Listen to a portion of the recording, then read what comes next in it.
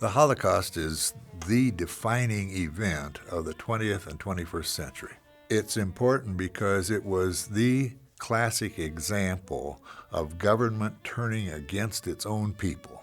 The way the course is set up is through a series of modules. We've divided it into 8, beginning with the study of the history of Judaism and bringing it down through the events of World War I, which were the prelude to World War II and the Holocaust, the rise of the Nazis and the Holocaust, and carried into World War II, but then bringing it through to victory, the liberation of the camps, and the transferring of many of the survivors to different parts of the world, including the establishment of the State of Israel. Every student is assigned to do some reading, watch some videos that are assigned to them, produce a discussion question on each of the 8 modules that are peer-reviewed.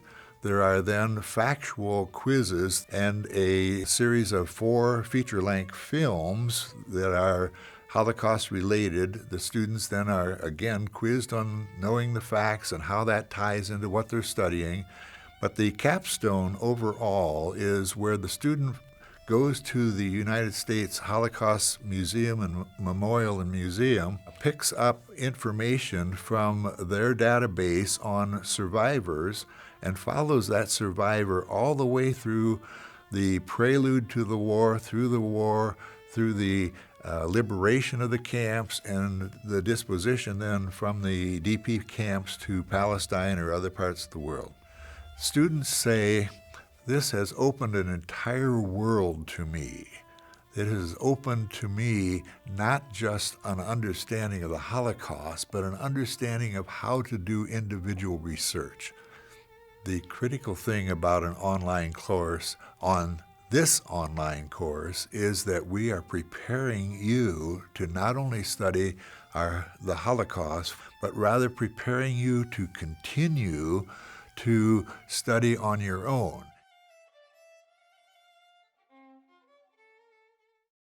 The process for building the media for this course was to start off with a kickoff meeting where the instructional designer, the web designer, the instructor, and myself could create a vision for what the final course would look like. And it was clear from the beginning we needed some human elements to all the facts and figures that kind of take over a history course. This course would not be the award-winning course without everybody contributing to this singular whole, because each of us brought certain strengths and we could build off what somebody else was lacking in so that we could bring in this truly interactive, content-rich, robust online course. This class gives an entree for its members to access tools that are unavailable in a traditional face-to-face class. We don't have textbooks for this class, and I think that it's a great movement by Pima Community College, to offer low-cost, no-cost learning solutions to our students. We have so many great interactive resources available online. The Jewish people, their journey is one of history's most improbable survivals. The U.S. Holocaust Memorial Museum was really essential in building this course in that they are very gracious with their copyright for instructors and students to use material. It allowed us to create this course textbook free and gave the students really rich content with images and videos and actual stories from survivors and victims of the Holocaust.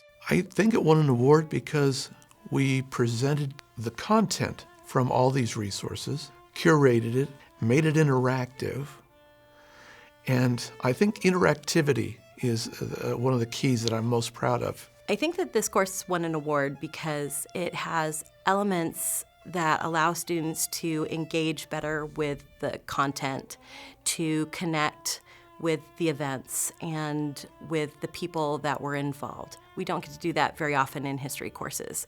I think we were able to include tools that are new, that students may not have used before, that will help them to enhance their learning and to make them want to explore more about the topic. Our online class gives you tools that are not available anywhere else. They will allow you to learn about the Holocaust in a way that there's no other way for you to comprehend this information or access it. I think this course is a great model for future courses of different disciplines in that we are able to use the wealth of resources that the internet provides through museums and libraries and other archives that have been created. The students have to engage with the material. It's not just passive reading of a book. You're having to listen, you're having to watch, you're having to read and engage on various levels the content of this topic. It allows the student to open new doors by starting with a topic and finding other elements of that topic to explore and to learn more on their own and to continue their learning outside of this course.